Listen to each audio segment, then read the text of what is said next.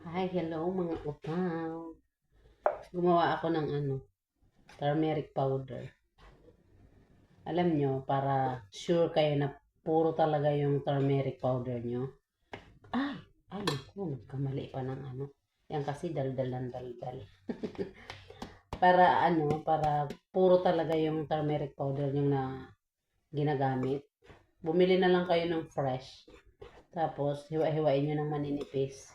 Ibilad nyo. Pag natuyo na, ayan, i-blender nyo na. Powder na siya. No need na siya balatan ha.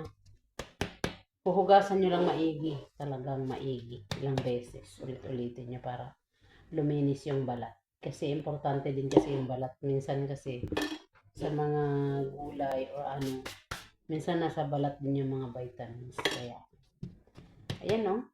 Magkano na yan pag binili mo sa supermarket ganito kalaki oh. Malaki yan. Malaki to. Ewan ko kung ilang grams ang laman nito. Kasi mga empty lang yun.